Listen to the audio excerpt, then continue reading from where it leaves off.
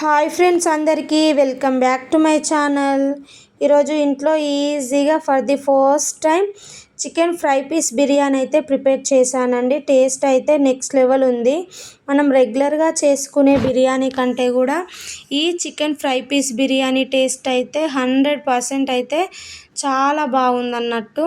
So ఈ విధంగా చేసిన బిర్యానీ అయితే మా ఇంట్లో వాళ్ళైతే చాలా ఇష్టంగా తినగలిగారు, అంత బాగుందన్నట్టు. ఎవరైనా ట్రై చేయకుండానైతే డెఫినెట్గా ట్రై చేయండి. ప్లస్ ప్రాసెస్ కూడా నాకు ఏమంత పెద్దగా అనిపించలేదు. చాలా సింపుల్గానే ఇంట్లో ఉన్న ఇంగ్రీడియంట్స్తోనే ఈజీగా ప్రిపేర్ చేసుకోవచ్చండి. సో మీరందరూ ఖచ్చితంగా ట్రై చేస్తారని అనుకుంటున్నాను. సో ఈ ఎమ్మీ chicken fry piece biryani process ఏంటో చూద్దాం, వచ్చేయండి. సో ఇక్కడ నేను చికెన్ వచ్చేసి అయితే 3/4 kg వరకు అయితే చికెన్ నీట్గా వాష్ చేసి తీసుకున్నాను. ప్లస్ చికెన్ కూడా నేను ఇక్కడ స్కిన్తోనే తీసుకున్నాను అన్నమాట. సో ఇప్పుడు ఇందులోకి అయితే 1 టేబుల్ స్పూన్ వరకు సాల్ట్ అనేది అయితే వేసేసుకుంటున్నాను. అలాగే 1 టేబుల్ స్పూన్ వరకు కారం, 1 టేబుల్ స్పూన్ అల్లం వెల్లుల్లి పేస్ట్, 1/2 టేబుల్ స్పూన్ పసుపు, 1/2 tablespoon garam masala, 1/2 tablespoon ధనియా పౌడర్, 1 టేబుల్ స్పూన్ వరకు జీలకర్ర పౌడర్, కొంచెం అంతా కరివేపాకు అనేది అయితే ఈ విధంగా కట్ చేసి అయితే యాడ్ చేశాను.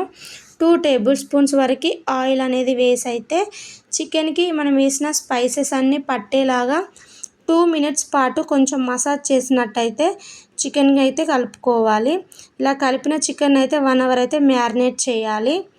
ఒక మిక్సీ జార్ తీసుకొని అయితే ఒక బగారు ఆకు అయితే ఈ విధంగా చుంచు వేసుకుంటున్నాను. 1 స్టార్ ఫ్లవర్, 1 దాల్చిన చెక్క, 2 లవంగాలు, 1 మరాఠీ మొగ్గ, 2 ఇలాచి, 5-6 మిరియాలు, 5-6 జీడిపప్పు పలుకులను అయితే వేసుకొని అయితే ఒకసారి అయితే మిక్సీకి వేసుకుంటే సరిపోతుంది.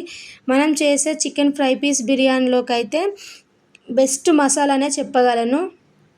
ఇప్పుడు స్టవ్ పైన కడాయిని పెట్టుకొని అయితే ఇందులోకి ఒక 4-5 టేబుల్ స్పూన్స్ వరకు ఆయిల్ అనేది యాడ్ చేసుకోవాలి. ఆయిల్ అనేది మనకు కొంచెం ఎక్కువనే ఉండాలండి. 3 మీడియం సైజ్ ఆనియన్స్ అనేవి అయితే ఈ విధంగా చిన్న పీసెస్లా కట్ చేసి తీసుకున్నాను. అలాగే 2 పచ్చిమిర్చి చీలికలు యాడ్ చేసుకొని అయితే ఆనియన్స్ అనేవి మనకి పూర్తిగా మగ్గి గోల్డెన్ కలర్ వచ్చేంతసేపు అయితే మంచిగా ఫ్రై చేసుకోవాలి. సో ఈ కలర్లో వస్తే సరిపోతుంది ఆనియన్స్ అనేవి అయితే.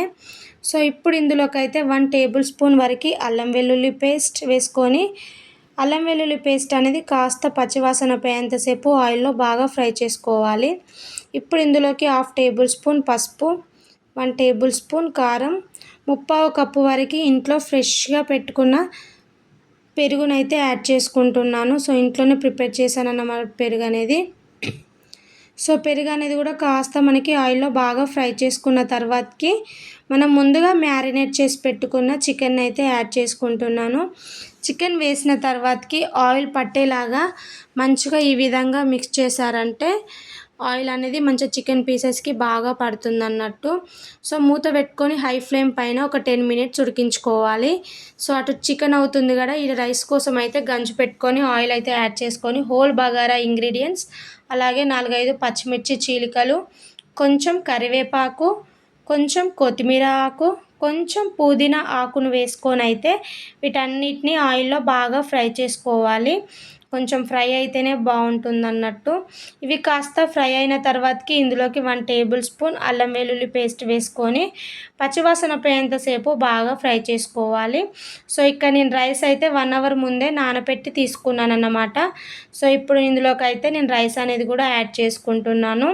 సో రైస్ వేసినాక ఫ్లేమ్ చిన్నగా పెట్టుకొని ఒక 2 మినిట్స్ పాటు కొంచెం రైస్ని కూడా ఈ విధంగా మిక్స్ చేశారంటే మనకి రైస్ అనేది కొంచెం వేగినట్టు అవుతుంది. ప్లస్ రైస్ అనేది పొడి పొడిలాడుతూ వస్తుందన్నమాట. సో ఇప్పుడు ఇందులోకి రుచికి సరిపడినంత సాల్ట్ అనేది కూడా యాడ్ చేసుకుంటే సరిపోతుంది. ఇక్కడ చూపిస్తున్న గ్లాస్తోనైతే నేను 3 గ్లాస్ రైస్ అయితే తీసుకున్నాను. సో 3 గ్లాసుల రైస్కి 4.5 గ్లాసుల వాటర్ అయితే మనకి రైస్ పర్ఫెక్ట్గా ఉడుకుతుంది. సో వాటర్ యాడ్ చేసుకొని అయితే మూత పెట్టుకొని ఉడికించుకోవాలి. సో అటు రైస్ ఉడికించుకోవాలి, ప్లస్ ఇటు చికెన్ని కూడా మధ్యలో మధ్యలో చెక్ చేసుకుంటూ ఉండాలి. సో చూడండి, చికెన్లోకి వెళ్ళి అయితే మనకి ఆయిల్ అంటే వాటర్ ఊరడం స్టార్ట్ అయింది కదా. సో ఇప్పుడైతే దీనిపైన మూత పెట్టాల్సిన అవసరం లేదండి. జస్ట్ మూత పెట్టకుండానే సిమ్లో పెట్టి అయితే మంచిగా చికెన్ అయితే ఫ్రై చేసుకోవాలి. సో రైస్ అనేది కూడా ఇక్కడ ఆల్మోస్ట్ ఉడకనీకి వచ్చింది కదా. సో రైస్ అనేది ఈ విధంగా మిక్స్ చేసుకుంటూ ఉండాలి, ఎందుకంటే రైస్ అనేది సమానంగా కావాలి కాబట్టి ఈ విధంగా కలుపుకొని అయితే మూత పెట్టుకొని ఇంకాసేపు ఉడికించుకుంటే మనకి సరిపోతుంది అన్నట్టు. సో ఇక్కడ చూసినట్టయితే చికెన్ కూడా ఆల్మోస్ట్ ఉడకనికి దగ్గర పట్టట్టే మనకి ఆయిల్ సపరేట్ అవ్వడం స్టార్ట్ అవుతుంది కదా. సో ఇలా అవుతుంది అన్నప్పుడు అయితే మనకి చికెన్ ఆల్మోస్ట్ ఉడకనికి దగ్గర పడ్డట్టే. సో ఇప్పుడు ఇందులోకి అయితే కొంచెం కసూరి మేతి అయితే ఈ విధంగా క్రష్ చేసి అయితే వేసేసుకుంటున్నాను.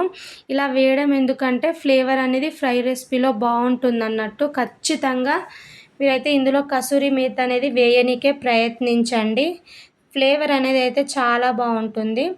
సో చూడండి ఇక్కడ మనకైతే ఆయిల్ పూర్తిగా సపరేట్ అవుతున్నట్టు తెలుస్తుంది కదా, మనకి చికెన్ అయితే ఆల్మోస్ట్ ఉడికిపోయినట్టే అన్నట్టు.